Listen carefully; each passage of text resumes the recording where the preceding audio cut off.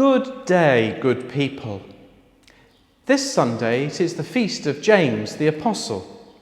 Alongside his brother John, James was one of the 12 whom Jesus first called to be his disciples. Jesus is quoted by Mark calling them Boanerges, a conflation of two Hebrew words meaning sons of thunder, often taken to mean that they were hot-headed. With Peter, James and John were part of the inner circle who witnessed the transfiguration of Jesus, who attended the bedside of the little girl who had died and whom Jesus raised from the dead, and who went to pray with Jesus in Gethsemane before his arrest and trial. It was the mother of John and James who had asked that they should sit at the left and right hand of Jesus in the kingdom of heaven. And this prompted Jesus to remind them that to share his glory meant also being willing to share his fate.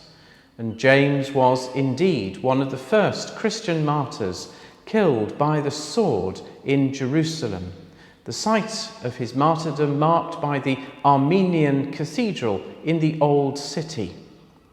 The Armenian community continued to mourn their persecution over the centuries and genocide by the Turks during the First World War, and which has created a diaspora around the world.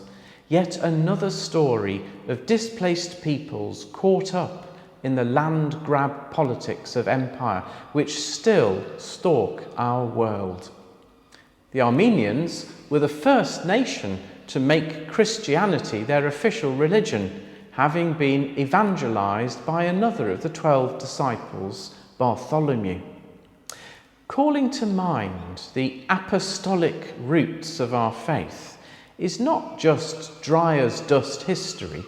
It recalls that Christianity's origins lie in courageous and pioneering individuals who faced immense odds to bring to the world faith in Jesus Christ, God made human, who died and was raised from the dead, thus demonstrating the transformation of our nature so that we should have hope.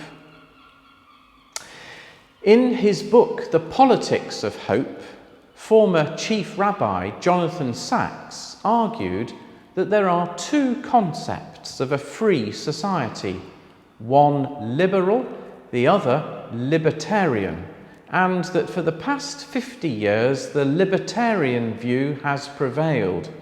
Shared, he says, by politicians of the left and right, it maintains that a free society is ideally one in which individuals are free to pursue their own choices, both political and moral.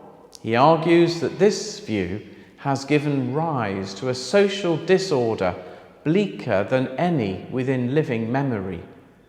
Sacks therefore proposes a new politics of responsibility in which families, neighbourhoods, communities, voluntary organisations and religious groups all have a part to play, a politics not of interest but of involvement.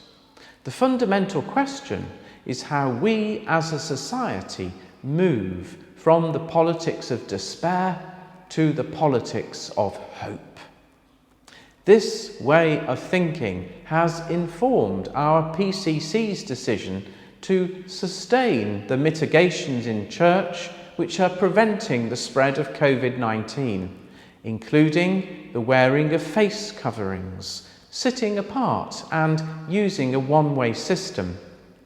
From this Sunday, people no longer have to book to come to a service, but the QR code is still available if you would like to use the NHS app to record your presence.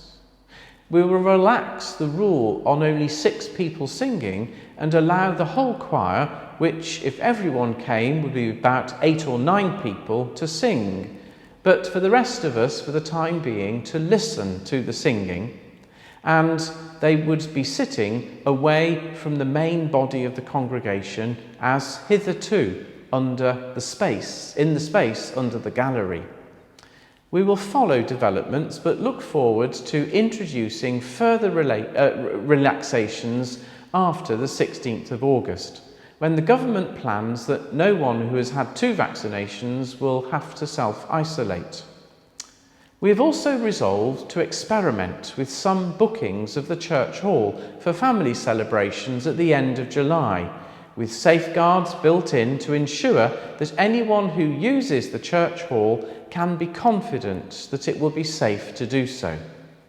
I am very grateful to those who have volunteered to help us manage this, and we will evaluate at the beginning of August whether our systems can manage.